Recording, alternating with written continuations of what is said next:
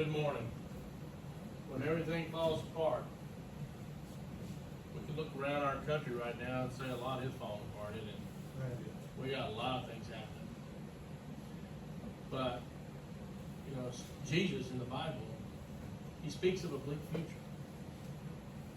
It's involving destruction and temples of wars and violence, you know, back then, and the persecution that we would go through. When everything falls apart, Jesus also teaches us the way forward is exercising our patience and our endurance. Something that we really have to practice on. I know I have to practice on. And I have to be patient and I have to be calm in certain matters. Because a lot depends on that, right? A lot of the outcome depends on us being calm. And sometimes we're just in life, you know, we're hanging by a strand. That's what this represents right here. This strand right here that I put up here today, it's on a rock. Well, it's kind of tore apart, just like our life sometimes. It's a piece of strand is where we find our face sometimes, or we better go look there, because that's the only thing keeping us hanging on. Just a piece. And when you're looking, you think there's no way out. There is a way out. I see it all the time. I see people's lives in danger.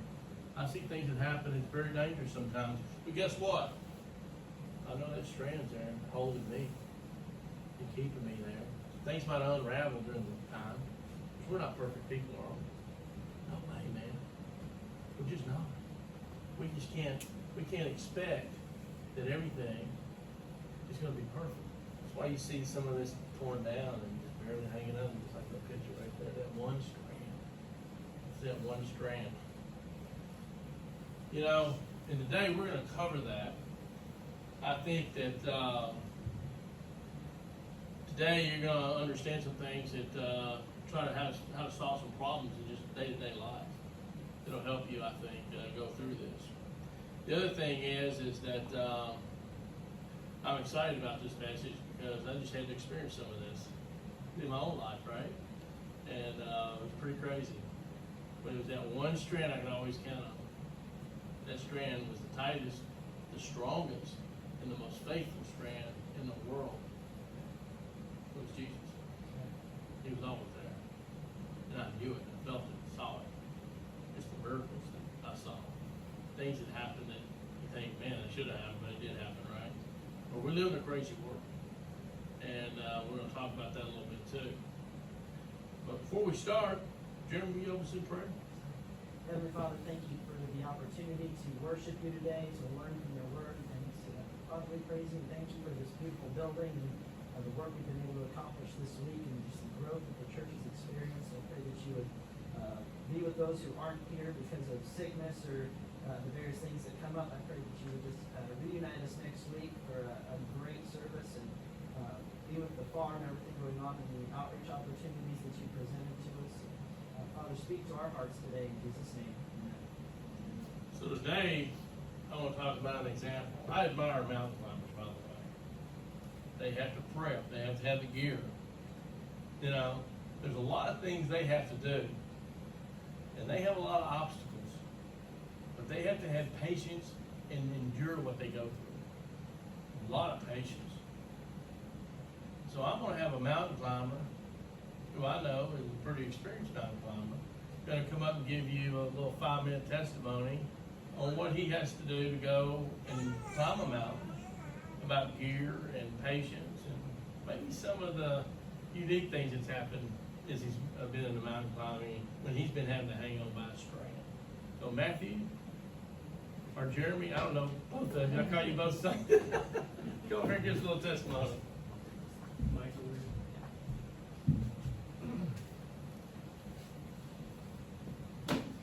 All right. Well, just to clarify, there are mountain climbers and there are rock climbers. I would classify myself as a rock climber. There's different scales, and really up to like 5.5.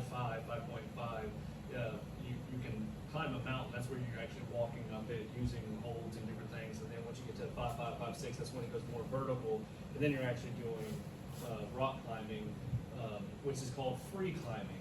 Now, not to be confused with free soloing, like a lot of you probably seen the movie with Alex Honnold, who's climbing without any gear whatsoever. That's called free soloing. That's where you're climbing without any aid of gear. Free climbing is where you're climbing, but you have gear that you're using, that you're clipping in, that you're locking into. But what it takes to go climbing is, first of all, you need to inspect your gear. Every time before I go, I always look at my gear. The first things I'm going to look at is I'm going to look at my carabiners, and I'm going to look at my well, if I'm looking at my carabiner, I should have brought one in. And I'm looking for snags. I'm looking for anything that the rope can get caught in. There's an interesting thing is that I prefer, when I get to the top of a route, I prefer to rappel down the rope as opposed to being let down the rope. Because when you're rappelling down the rope, you're actually sliding down the rope as opposed to the rope sliding through something, which puts a lot less damage on the rope. But the reason you inspect your carabiners is because that metal will eventually wear out. Just you keep running, just like if I took this rope and just keep going back and forth, almost like a saw, it's gonna wear a gap in it. But over time, that gap can get long enough you can actually get into sharp corners and stuff. So you gotta inspect your carabiner.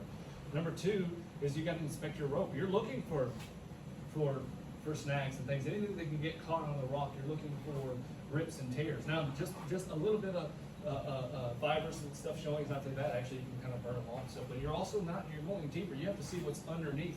A little bit of fraying is not too bad, but you also feel that there's some covers and stuff underneath the rope because it's multiple layers. You're trying to feel if there's any broken damage in it. You're looking at your harness. You're looking for, once again, snags and tears and rips. You're looking at the seams. You're looking at everything you have. Basically, you want to make sure that everything is ready to go and that you can put 100% of your faith into the gear. Which is funny because when you're climbing, and I'll get to it, when you're climbing, the two most dangerous parts of climbing is number one, the beginning, and number two, at the end. And why is that? Because you're putting 100% of your reliability on what? On your gear. Interesting enough, it's safer to climb up a rock than it is to come down. Because when you're coming down, you're putting all of your security, all your faith into the gear that you have. Most accidents don't happen because the gear fails. It happens because the climber has made a mistake. They didn't clip in right. For example, on a carabiner, some of them, a locking carabiner, it'll have a little bit of a paint or something on it that's red. And if you see that red means dead. You need to screw it all the way in. It needs to be tight all the way. But gear is there as a last ditch thing. I said the statement earlier is that it was based on something else, but it just happened to apply. When you're clipped into the rock, you really, or any situation when you're on the rock, you want to have 3 points of contact almost always. And like in the military, they say 1 is done, 2 is 1, and 3 is golden. That's exactly how you want to be when you're climbing. But when it comes to climbing, you do put a lot of faith into your gear, and you have to. There comes a point when you have to rely on it in order to come back down and do it again. And the thing is that the gear is designed to work. It's designed so well that it's designed to work multiple times and way beyond any possibility of what you could actually do at 5,000 kelvins or whatever, which is 20,000 pounds of force that you could do on just one single part of it. And so a 200-pound climber like myself is not going to do much damage if I fall, if it's placed correctly. And by the way, that has happened. I was climbing on a route down in Foster Falls, which is close to Fall Creek Falls. I'm all the way at the top, and by the way, I've done a lot of climbing. I haven't always gotten people that knew what they were doing, and I'm teaching people how to belay me as I'm going up. And the thing is that that's very dangerous, especially on myself, but I'm pretty confident in my climbing. And so I'm actually coaching them how to give me the rope as I'm going up. Well, I went through this slabby part, which is just a very face, not a lot of holds or anything. And I get to the very top, and I get to some nice juggy holes, things that you can get your whole hand around and everything. And I'm telling my belayer to give me more slack, I'm about to get to the top. And as I get to the top, I'm coaching, hey, right through there is a very sketchy, it's a slabby area, you're gonna have some difficulty. But right up here, you're gonna get to some nice flake. And I almost said the word flake, but as I was saying the word flake, it broke off. And all my force, so my one foot was pushing on force, it pulled me. And it was such force, I went upside down and fell about 40 feet all the way, almost to the ground, probably about 11, 12 feet off the ground. And, but my gear worked. Actually, the only thing that really hurt, I had a little bit of scuffing from the harness, and my toe hurt. But the interesting about that story is not necessarily the falling. It's really cool. It made me very brave. I was like, I can take anything. I knew my gear worked. But a guy right next to me, didn't know him. He was learning how to climb. He had the helmet on, everything, overboard with protection. He said, I picked the wrong day to learn how to beam climb. And I corrected him. I said, you picked the perfect day, because now you know that the gear works. The gear is there to protect you. And if you do everything right, and you double check it, and do your buddy check, what they always tell you at the gym, buddy check, two people checking them, it's going to work in your favor, and it's going to protect you in case an accident happens, in case a hole breaks off, which is unusual, by the way, especially out west, but here in Sandstone it can happen. The thing is that when it comes to climbing, you triple, double check your gear, and then eventually you're going to have to rely on it, because the most dangerous part of climbing is the gear part. How would you put that into a spiritual context? Spiritual context is that through life, there's a lot of things that we can do ourselves, but like we said earlier, it kind of correlates. Without faith, it is impossible to please Him. The thing is, there are sometimes that, for example, when the Israelites were crossing the Jordan, the waters didn't part until what? Until they put their feet into the water. Until the priest stepped into the water. It's the same thing. The thing is, you don't know your gear is going to work unless you actually lower down on it. So at the very top, it's called cleaning the round. And it's extremely dangerous. There's a number of steps you have to go to. And I usually, before I teach someone how to climb, lead climbing, which means taking the rope up, I teach them how to come down first. Because that's the most dangerous part. But the thing is that right at the very end, you tell the belayer, you say, I'm on you, or something like that. And basically, at this point, you are taking your last safety off the rope, and you're going completely in the hands of somebody else.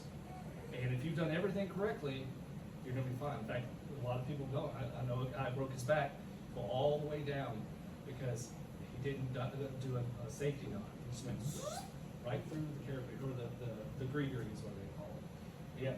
So, Well, thank you for, that was a good explanation. I appreciate that. I want you to hear what you have to go through. Here you go. Thanks. What you have to go through just to prepare. You're relying on things, right? But there's a lot of spiritual significance in that, I believe. And what you do to prepare, your patience of getting the right hold, getting the right grab. You know, trusting on another brother or sister. I know Lauren climbs too, don't you, Lauren? Yeah, she climbs a lot. They're a team over there. I could have had her probably give some of the similar testimony here. But I know that they climb a lot, and I'm always, I admire the patience and the endurance that they have on a rock or, you know, on the side of a mountain. So today I want to start with a question. Today, do you know what the first world problem is? Anybody? Probably don't. If you haven't heard it, that's okay. First world problems are small. They're relatively, insignificant. And, but there are annoyances that happen, which irritates us sometimes, right? I mean, there are problems of affluence and not really, it's not really too big a deal, but it really bothers us. It gets in our way. It's very irritable. I'll give you an example. Coffee shop makes your coffee wrong. Does that bother you? Bothers me. Why can't they get that right? Huh? Why can't they just get that right? 2 cream, 2 sugar, why can't you get that right? You know, I'll tell you something. I watched TV last night. I watched a ball game. I had to turn it off twice because I get kind of into it, right? I'm a competitor. I like to see things win. You like to see your favorite team win, you know? But then they disappoint you because like they didn't even show up, you know? But they lose. That bothers you. The power goes out in your home. You panic. Well, you shouldn't panic if you prep right. You know, y'all know where your flashlights are. Y'all know where certain things are, you know? What's worse, your internet goes out. Oh, God forbid that. that hurt everybody here, wouldn't it? Your car breaks down. That's another little, first world problems. The Wi-Fi is just too slow sometimes. You ever just hate that? I had to change my Wi-Fi 3 times because it was just too slow. You know, out here in the country, you have that. And, but there are irritations, not devastation. You know, we're going to get over it, right? But, I can handle a majority. I've been trained I've learned how to do crisis management. I know how to have the back up against the wall, but that's where I perform best. I'm better there. The little things get me, you know, drives me nuts. I can't find a tool in the garage, that'll drive me insane. You know, I know I put it here, I have a place for it. Who took my screwdriver, right? I think some of us have that. I had 2 recent first world problems that I encountered, and this is, I mean, really, really bad. I'm real careful when I get in the car in the morning coming to church, right? Well, you can't see it because I got most of it out, but I spilled coffee on my white shirt. That drove me nuts coming over here. I said, well, why did I do that? You know, I was getting on myself, right? I wasn't paying attention, but it's a problem. It bothered me. I'll tell you something, it happened last Friday night. My computer was not working at home. I had to write a report. I had a lot of people that needed that report. But I was upset about it. I thought, I am going to cancel AT&T. I'm just done with it. They make me so mad. You know, just got all these fiber optics in our house. They don't work at all, right? I was mad. And I thought, well, I'm 10 minutes from my office. I have secured lines there, secured network. I can send it over there. So I drive down to Gallatin. Computer's not working. Well, I'm about to go nuts. I got to get this out. This is very important. You know, people are waiting on me. Well, I get to the office and I calm down a little bit. All right, this is stupid. You know, relax. Something's going on. And I read an email and it said, because it was late at night, and it said systems will be down for 30 minutes. Our company system, right? Secured lines, you won't be able to send emails. They do security compliance on them like every 24 hours, but they should have 30 minutes to do that. Well, I didn't read my email. And I got frustrated for nothing, you know? Not all problems, though, are first world problems. If you live long enough, you will go through seasons where problems get, much harder. You're going to have some hard times. I promise you. But with Jesus, we're going to get through it because He has a plan. He has a way. We have to get just faithful, and that strand sometimes is very thin in our lives. We think, I can't do no more. I don't know what to do. It's just sometimes hopeless, isn't it? Seems like it, doesn't it? I mean, you're going to have more pain, more emotion. There are times when everything seems to fall apart at the same time. We all go through seasons because terrible things are part of life. And I hate to say this, but I'm a gun enthusiast, you know that. And I was up until 1 in the morning last night looking for a 45. I couldn't remember where I put it.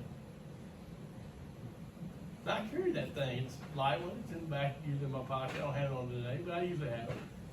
And I couldn't find it. I was scared because I got a loose gun somewhere and I don't know where it's at. And I'm very cautious about these things.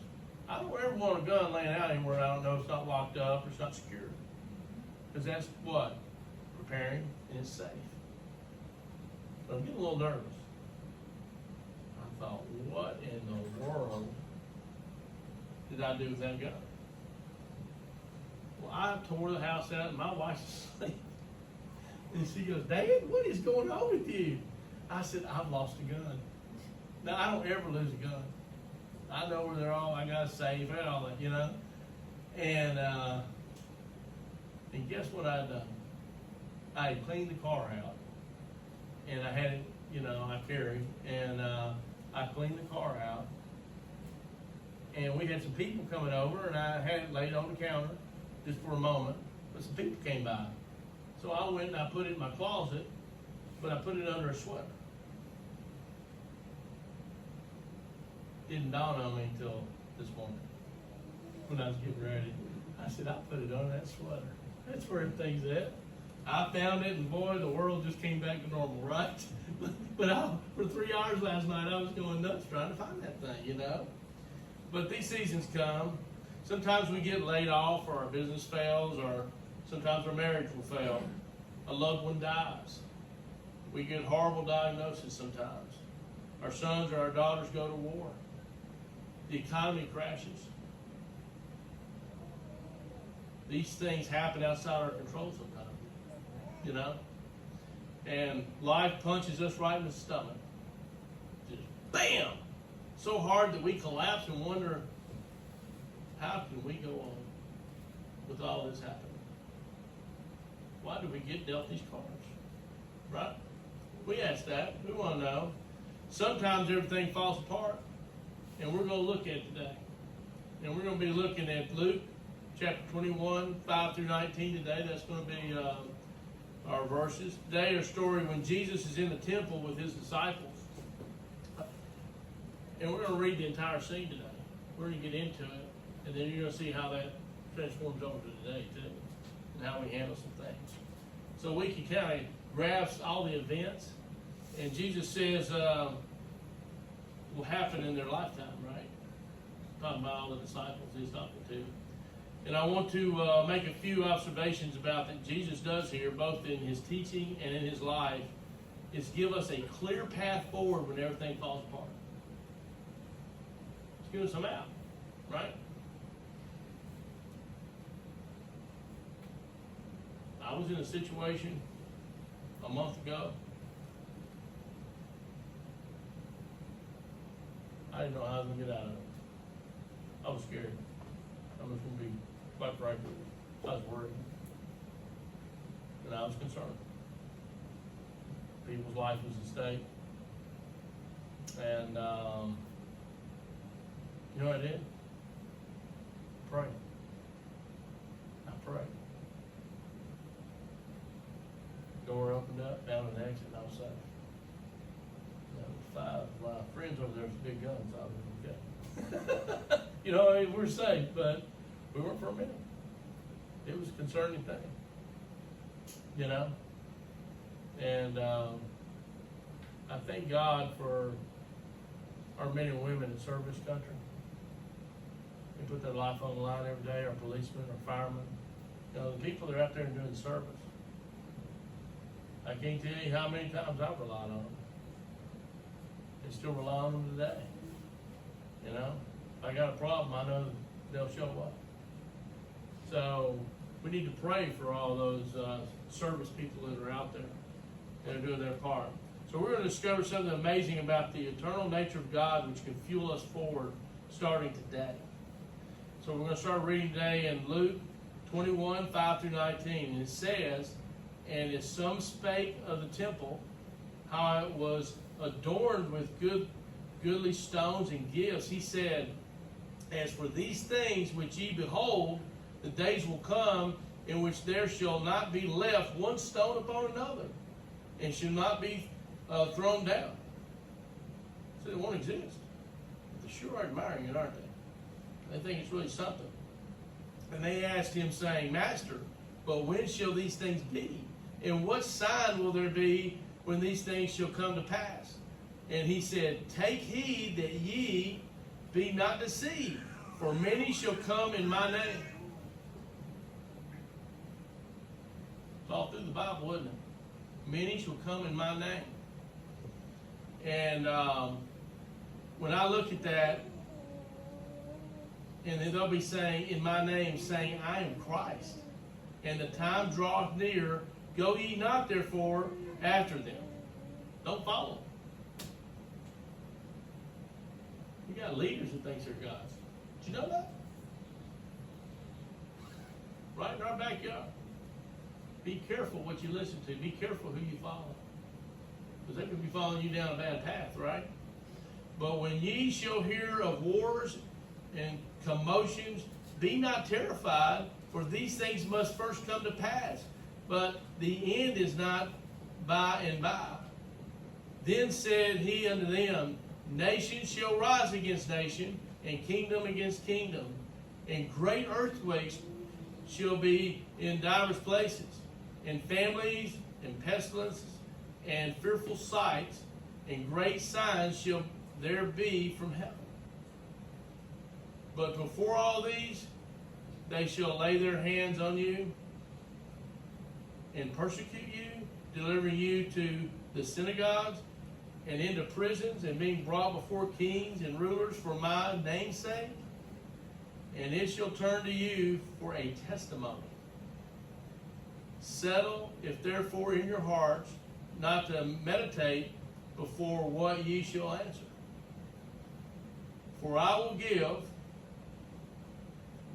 you a mouth and wisdom, which all your adversaries shall not be able to gainsay nor resist. And ye shall be betrayed both by parents and brethren and kinfolks and friends, and some of you shall they cause to be put to death. Well, it was pretty bad back then, wasn't it? They just put you to death. And ye shall be hated of all men for my name's sake. So if you believe in him, you're going to be hated back then, right? But there shall not an hair of your head perish.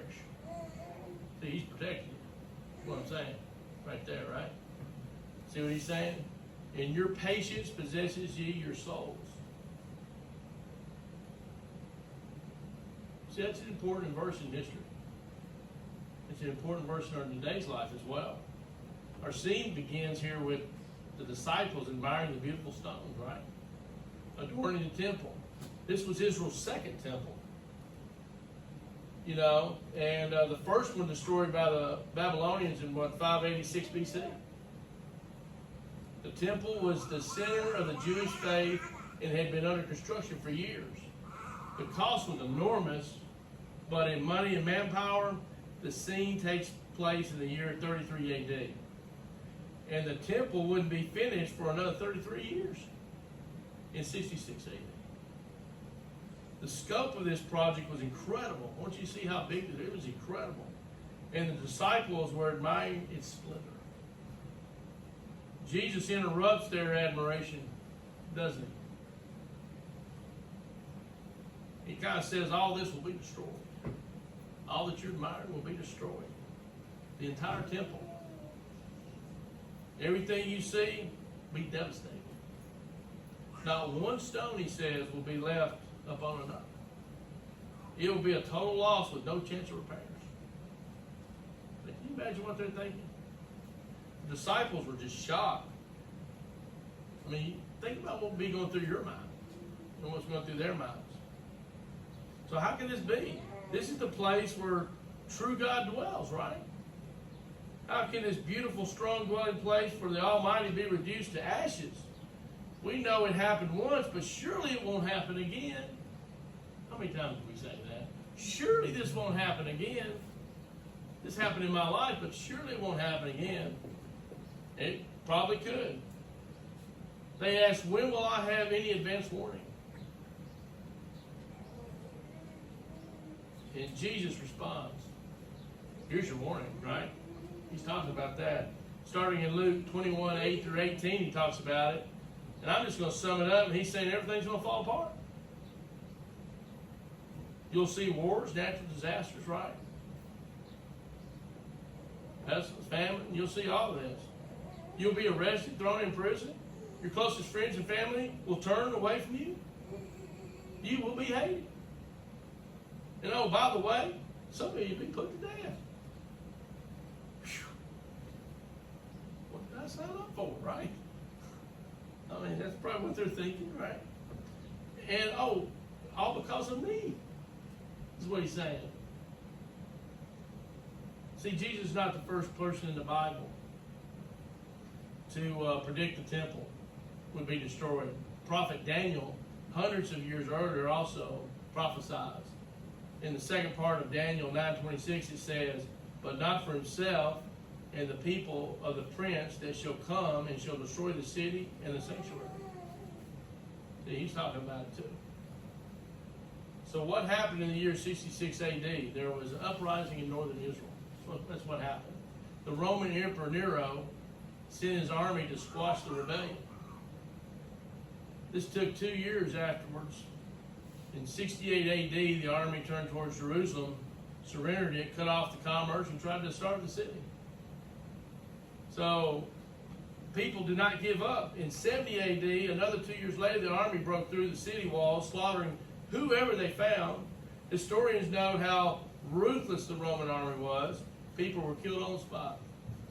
The few who survived were sent away as captives to be used as a sport in the Roman arena. We've probably seen a lot of movies about that, haven't we?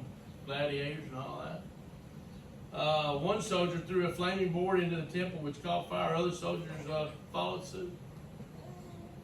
They killed everyone attempting to defend the temple. 6,000 women and children. We had the same number today. Did we in Bible study? 6,000 were sheltering in the temple courts. They were murdered. The temple burned to the ground. When Jesus said earlier, not one stone would be left upon another, that was true. It happened. The gold and the precious metals throughout the temple became so hot they melted and dripped into the rocks and between the cracks. It's pretty hot, isn't it? To melt, to melt a metal like that. The Romans later turned over all the stones in order to loot the gold and the silver. Everything else fell apart. There's some important takeaways here from what Jesus taught the disciples. That day sitting in the temple. Let's consider a few of these for our own lives, all right? Number one, we are not in control of the events of our life. We're not in control of the events of our lives. Each day we experience hundreds of things that are completely outside of our control, isn't it? We can't control our height, our eye color. Well, you probably can't anywhere in fake lenses or whatever people put in their eyes. But that's not who you are. See, there's a lot of fakeness out there, right? Trying to change what ultimately is going to happen anyway. But they do try to change that. We're not in control of our height, our skin color. We can't control what people say or think about us. We can't control the weather, although we try, don't we? We try to do a lot of things to control things, but we really can't. God's in control. I can assure you that. That's the one thing I know. As parents, sometimes we can't control our kids. We can advise them. We can put them in the right direction. But eventually, they have free will to make their own choice. That's hard for parents. We want what's best for our children. We want to tell them, don't step in that hole, you're going to break your ankle. And what happened? A movie I saw, don't go shoot that BB gun, it'll put your eye out and the kid gets shot out anyway. He sat there and doesn't play with the BB gun. I mean, things are going to happen. We just can't control certain things. And no matter what we do, we can influence them, but ultimately we just can't control them. We can't control the economy right now. We can't control the stock market. We can't control other drivers on the road. See, control is an illusion. Do you know that? It's just an illusion. I go into companies all the time. Well, we're in debt. We owe the money back. The bank money. We owe them a lot of money.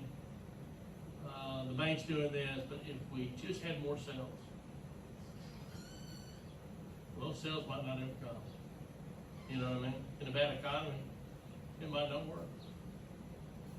What you got to do is you got to tighten your belt. You got to get rid of the waste. You got to create value there, right? But you can't control what the market's going to do. You can't control what the economy might do. But you have to be flexible in your business and in your life. I see people all the time going out and buying all these new things in a good economy. But when they don't get the overtime or they're not making the money they work, guess what happens? When they're not getting the job they work, they're struggling. So you got to live within your means. And you got to save for a rainy day. It's real important. You can prevent some of those if you take the right preparation, just like when we talked about climbing earlier. The very first thing here is that I see is when Jesus spoke to the disciples about everything falling apart, was absolutely nothing they could do about it, right? He made a statement. They couldn't stop their families from betraying them, and they couldn't stop the authorities from imprisoning or martyring them. Jesus is saying that bad things are going to happen that you cannot change. The second point is when something happens outside our control, we have a choice, right? We have a choice. We can react or we can respond. I've got a lot of examples of that. Just here at church. To react means we act impulsively out of fear, anxiety, anger, and some other immediate emotion. Oh, you got to come down. This is an emergency. Well, it really isn't sometimes. You know what I mean? But in their mind, it is. They're overreacting, right? You've seen that. Their mind is taking the best of them. To respond means we still feel that emotion, but we choose an intentional action. We intentionally respond with faith or courage or patience no matter what the situation is. Regardless of how we feel, God never wants us to be impulsively act out of fear. Listen, out of fear, anxiety, or anger. We got to be careful with that one. All three of those. He wants us to act faith, courage, and patience. Most of you know what I do for a living. How do you think I would do if I was impulsive? Anxiety, fear. I stay cool. I don't worry about it. I always have a smile on my face. And people worry about that sometimes. I don't know, where could he be smiling? Because you know what? I have an intention that the Lord has. I have faith in God. That everything will be all right. God also told me how to prepare for those times, right? Because I knew they were going to come. Seen death. Seen starvation. I've seen things I probably wouldn't tell half of you about. I never will. But I stayed calm. Why? Because everybody else was impulsive. They were going nuts. Somebody had to lead. Somebody had to keep people calm. Our country right now, our whole political environment's in that state. I'm not going to get off on it, but I'm here to preach today. But I sure could preach about that. We have to do our part. Part of it is standing up. You got to stand. And part of it is not letting people just run over you. Not a doormat. Remember that. Care who you are or what you are. Our emotions should be our servants, not our leaders. Our emotions are valid and we should listen to them, but we must not impulsively act out on them. People who respond well to uncontrollable events of life choose to respond with faith and courage. If I didn't have faith and courage, I'd be nothing. I'd be nothing. Couldn't have done what I've done in life. I look at my wife all the time and see faith and courage. Sometimes I need her support and her help. We need each other. That's why God put us together, right? You think of your spouse, your parents, your family, people that are going to be there, right? That's something, we know God's there, but we need support around us. Your church family. We'd be there for any of you because we love you. To react is easy in our default setting. To respond is a skill that takes practice and help from the Holy Spirit.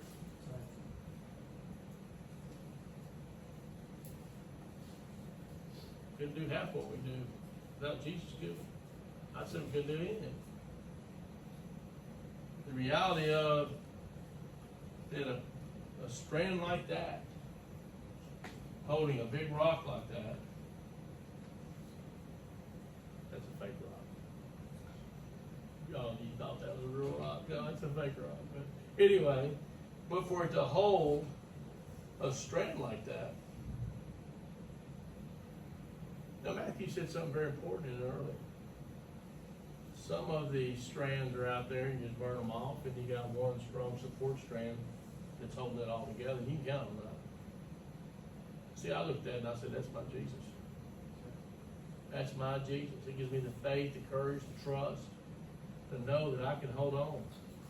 I don't have to go through life and and be impulsive and think every little thing that happens is a crisis. It's not a crisis. You got a deadline due, it'll get due. People, the world's not perfect, and other people understand that too. Hey, we can get a lot of things here done that we want to do. See, we're not responsible for our first thought of emotion. We're responsible for our second thought and our first action.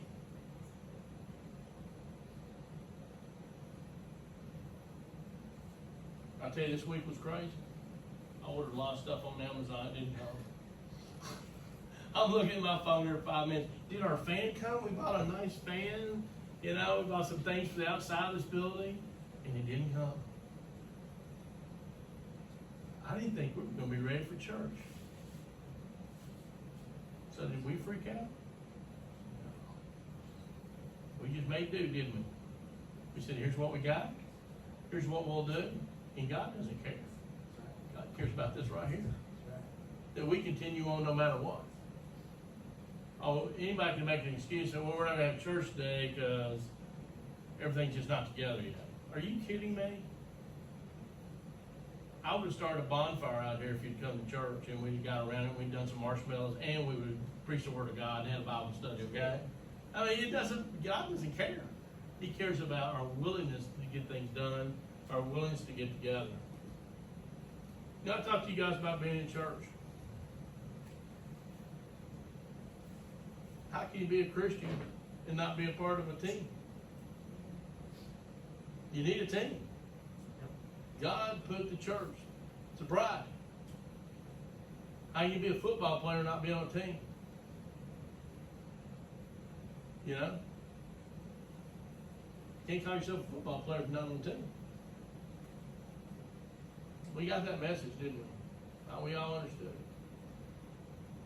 it. And I think here that we have to put the right things in place for the Lord Jesus Christ. Because if we don't, we will fail. And we will fall. And you're going to need help. I need help. I come here and get refueled every week. Now, I'm going to be around every day now. What do you think about that? I'm going to drive some of you crazy. You're going to say, I'm getting tired of Pastor Dan. He's always around. That's what I'm supposed to do. What God called me to do. I had to take care of some problems, and we took care of them, and now I'm done. But working on this together, I saw what teamwork can do. We can build the kingdom. And there's going to be a lot of problems around us, and we're going to have a lot of issues. But we're going to get through them. Why? Because we're not impulsive. We're going to think, we're going to act. And that's what helps us. The third point today is Jesus teaches us how to respond when everything falls apart with patience and endurance. After Jesus lists the terrible things on the horizon, he says to them, stand firm and you'll win life. Right? That's kind of what he says. I put those words in my own. That's what he's saying. You can find this in Luke 21:19, and 1 Corinthians 16:13, and 1 Thessalonians 3:8. The Bible talks about standing firm. There's a Greek word that is called hypomone, which is a better translated. It's called patience, endurance. I like that word. I'm not trying to put anything in the Bible. I'm just saying I like that word, patience. It says everything you want to say in one word. Jesus teaches the disciples and us that the path forward when everything falls apart is with patience and endurance, doesn't it? And patience, endurance is to be our response to the events we cannot control. We are not to react out of fear, anxiety, or anger, but instead, feeling those feelings, we are to choose intentional response and be patient and endure. The early church was well known for their patience and endurance, wasn't it? If any of you know history. They were patient because they believed God himself is patient. Well, what about that? Well, I know God's patient. He had to deal with me for many years until I got saved. He had to deal with that other part of life. And he's still dealing with me. and He will to the day I die. Because we should be growing closer to Jesus. But the early Christians were primarily known, again, for their patience and endurance. This was a stark contrast to the world during that time. I mean, it was really different. The world around them had little faith and the fall of little patience, because faith and patience are two sides of the same coin. The early church knew and grew steadily. There was no big strategy or mission strategy or no focus on big evangelism. There were 3 principles written by the early church fathers. And the 3 of them were about what? Patience and endurance. That's what it was about. Jesus teaches us to respond with patience and endurance because God Himself put it in His Word. It's in the Word. That's what we want. You know, and Jesus laid out the future events. There were